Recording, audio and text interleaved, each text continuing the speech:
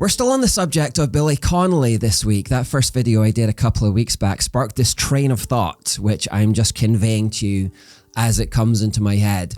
In that video, I mentioned that Billy had grown up in poverty in post-war Glasgow in the 50s and 60s, where he'd been sexually abused by his father as a child. This has been common knowledge for a while, so this wasn't new information, but while I was making that video, I thought I better make sure that I've got the details of that correct before I start talking about it. So I started Googling Billy Connolly, sexually abused by father, etc. And I found this article from The Guardian where he talks about it. It says Connolly lived in poverty in Glasgow with his elder sister and his two aunts, Mona and Margaret. He shared a sofa each night with his father. Describing the abuse, he said his father often came home late and drunk. He says, I remember it happening a lot, not every night, but every night you were in a state thinking it was going to happen, that you'd be awakened by it. I would pray for the holidays. I couldn't wait for us to go to the seaside because then we had separate beds.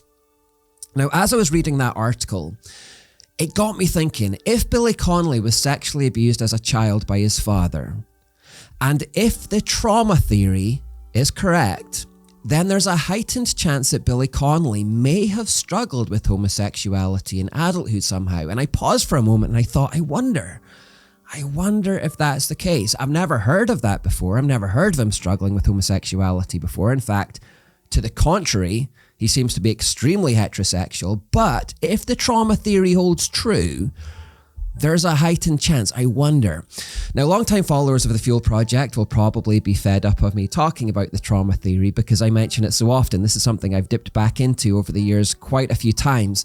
But if you're new to this channel, it's the idea that homosexuality can be caused by emotional trauma and psychological scarring, particularly in developmental years. So if someone is sexually abused as a child, and there are all kinds of permutations to this, it can lead to sexual confusion in adulthood. And there are lots of scientific studies that back this theory up. And I tested this hypothesis personally by looking into the backgrounds of gay celebrities. And it generally holds true.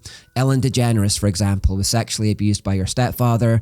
Ricky Martin was abused as a child. George Takei was abused as a child. And some gay or ex-gay people have openly admitted that they know their homosexual struggles were caused by childhood abuse. Homosexuality, in large part, is a cluster of symptoms to early childhood trauma. So again, I thought, I wonder if Billy Connolly also fits the trauma theory hypothesis. Now, I have got to be clear, I never heard anything to this effect whatsoever. As far as I was aware, Billy was fixated on women only. In fact, he'd often spoken about trying to pick up women as a young adult in his stand-up act.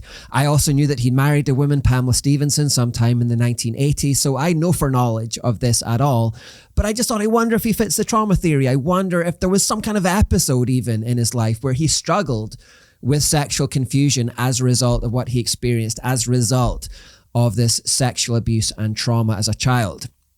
Now, this Guardian article that I found talking about his abuse is actually kind of centered on Pamela, his wife. Pamela Stephenson was a celebrity in her own right. In the 1980s, she was on comedy shows for the BBC. That's how she met Billy.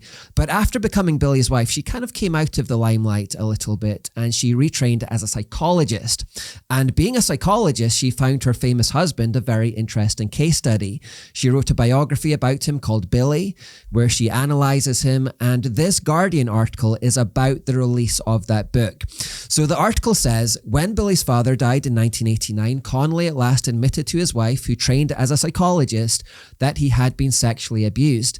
She persuaded him to talk to a therapist. Stevenson traces the impact of abuse through Connolly's 20s.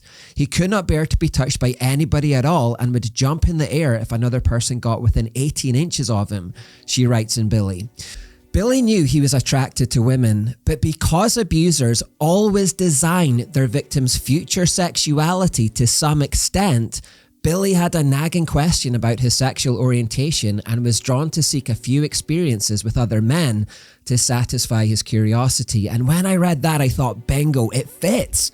It fits the trauma theory. I had no knowledge of this episode in his life, but I knew there would be a heightened risk, a heightened chance of him having experienced sexual confusion in adulthood because of the abuse he'd suffered as a child. And so it was. And I love the way Pamela words it. She says, abusers always design their victim's future sexuality to some extent.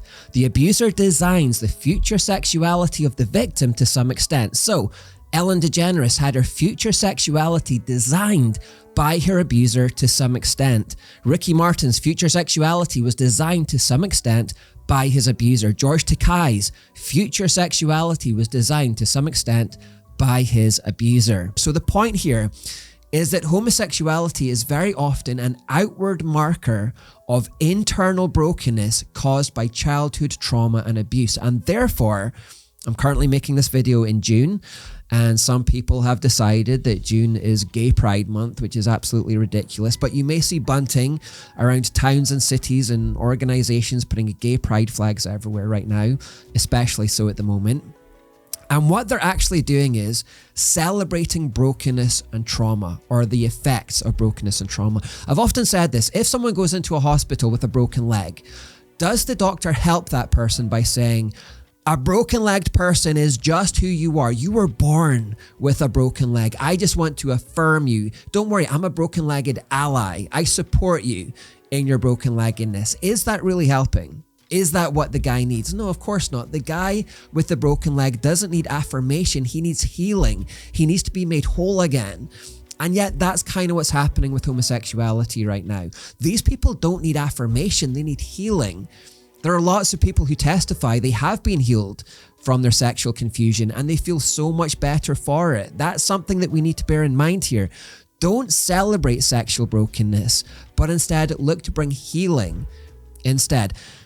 We're going to carry this on in the next video because I saw an interesting conversation recently that kind of feeds into this topic. So we'll pick this up again in the next video.